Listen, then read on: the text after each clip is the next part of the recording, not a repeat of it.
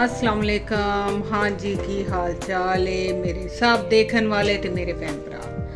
अज असी बना रहे हैं चिकन टिक्का ते मसाला लगा के ते कल दा रखिया सी ते बस ओवन ही अज लगा रहे हैं। रेसिपी उही है जिहड़ी मेरी बर्थडे ते चिकन नूं लगी सी ते मैं कहा चलो मुकम्मल रेसिपी की देनी है। और तुसी सुनाओ सब की कर रहे हो।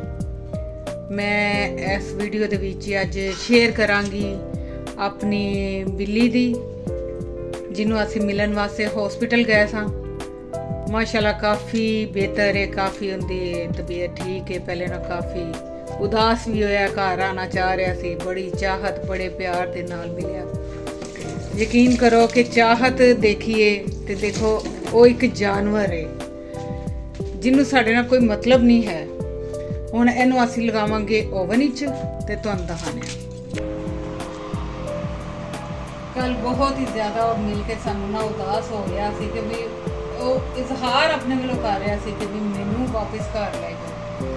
ते जिस वक्त उन्होंने कहा कि नहीं तू ये इत्थे ही रहना, ये उन्होंने कहा कि तकरीबन 6-7 महीने और इत्थे रुकेगा।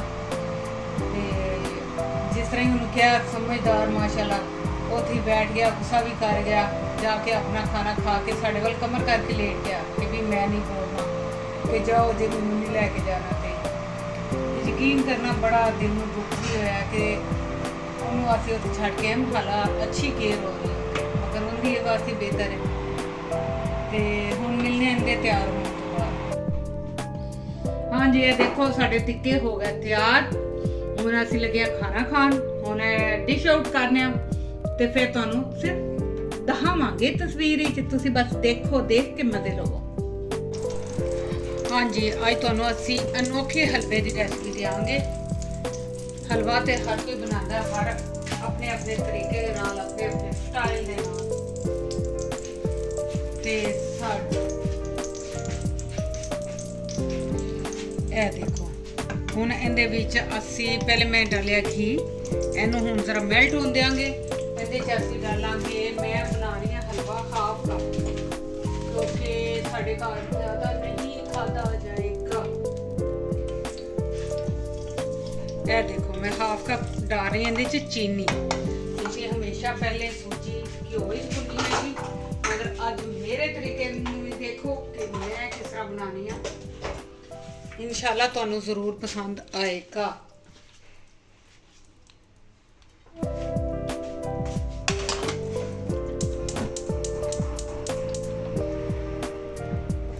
हल्की अग ते असीं इस चीनी नूं मेल्ट करना सिर्फ।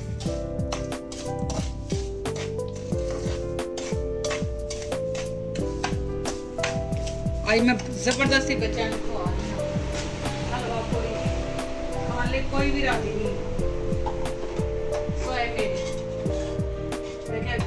फिर इत्थे भी गर्मी ज़्यादा स्टार्ट हो जाएगी, फिर ज़्यादा मसला हो जाएगा कि ना करें नहीं मामा फ्राई चीज़ां नहीं खानियां। तो चलो एक बारी गर्मी होने तो पहले पहले खा ही ली। मैं 2 इलायची भी इहदे च डाल देनी ताकि मैं भूल ना जाऊँ।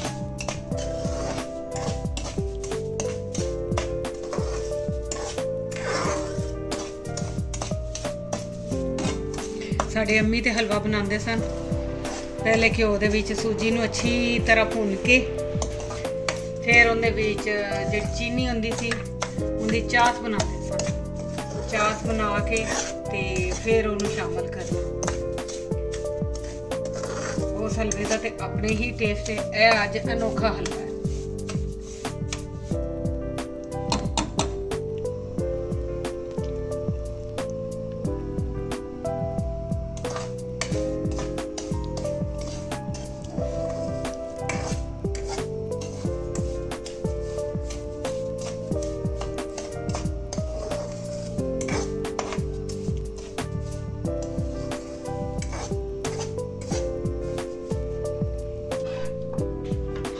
हाँ जी, ये देख लो कि चीनी मेल्ट हो गई है।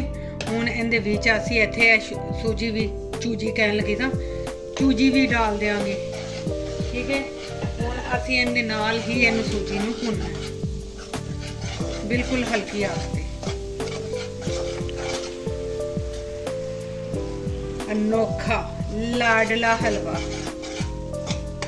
ਹੁਣ ਬਸ ਇਹਦਾ ਅਸੀਂ ਕਲਰ ਚੇਂਜ ਕਰਾਂਗੇ ਤੇ ਪਾਣੀ ਡਾਲ ਦੇਵਾਂਗੇ।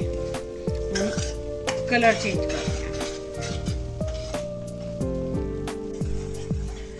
ਹਾਂਜੀ ਇਹ ਦੇਖੋ ਹੁਣ ਕਲਰ ਬਦਲਣਾ ਸ਼ੁਰੂ ਹੋ ਗਿਆ। ਦੇਖਣ ਨੂੰ ਕਿੰਨਾ ਮਾਸ਼ਾਅੱਲਾ ਅੱਛਾ ਲੱਗ ਰਿਹਾ ਹੈ।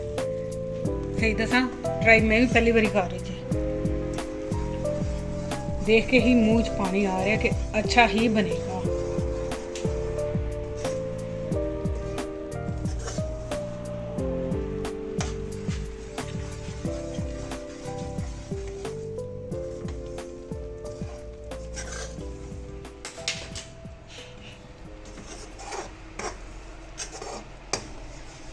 रात नूं साडे कोल इन्ना तूफान, इन्नी बारिश, बिजली दी इन्नी को आवाज इस तरह लगे बस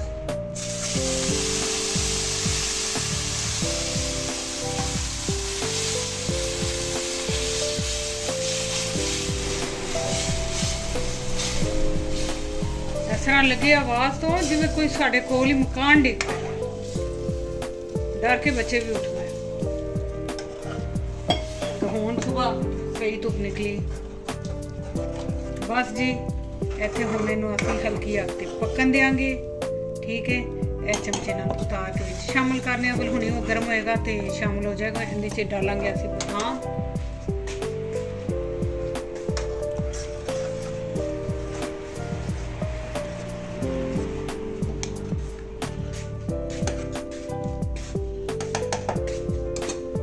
ਇੱਥੇ ਅਸੀਂ ਕੱਟੇ ਬਦਾਮ ਡਾਲ ਦੇਵਾਂਗੇ।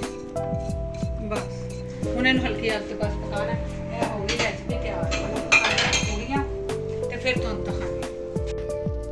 हाँ जी आज असी अपनी पहली समझो खेती कर रहे हैं। माशाल्लाह काफ़ी बड़ा हो गया। ये बच्चे कह रहे हैं कि ना तोड़ो। मैं कह रही कि अज खाने च असी यही खाइए। मैं कह तुहाडे नाल भी शेयर करिए कि देखो माशाल्लाह माशाल्लाह। चलो मैं टेबल ते रख के दिखानी। हाँ जी ये देखो असी नाप भी कर रहे हैं। तकरीबन 37 सेंटीमीटर हैगा लंबा। वजन भी कर सकते माशाल्लाह हैवी भी है वे।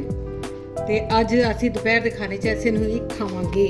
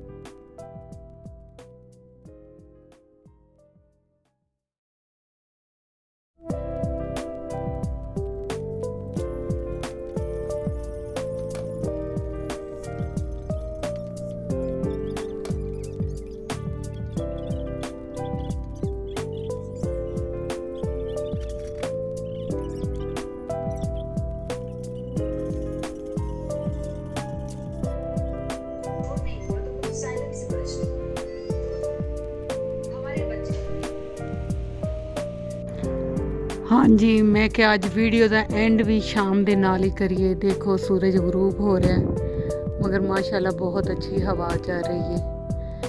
तो मैं क्या चलो अज तुहानू भी दिखाने आ। यह साडा भी मेहमान आया है। साडे घर दी सारियां बिल्लियां इन्ने दौड़ लवाईतियां ने ते खुद साडे घर ते कब्जा करके बैठा है। अज उन्होंने घर दे अंदर एंटर नहीं किया। तो चलो ठीक है ਇੱਥੇ मैं तुहाडे तो हुण इजाज़त चाहांगी। इंशाअल्लाह मिलांगे असी अगले नवे व्लॉग विच। अपनियां दुआवां च याद रखना। हमेशा अपनी जिंदगियां दे विच खुश आबाद रहो। अल्लाह ताला तुहानू खुशियां ज़्यादा दे ते सानू भी अपने बच्चों दी खुशियां देखनियां नसीब करे। आमीन। ਮਿਲਾਂਗੇ ਫਿਰ ਅਗਲੇ ਵਲੌਗ ਵਿੱਚ। ਅੱਲਾ ਹਾਫਿਜ਼।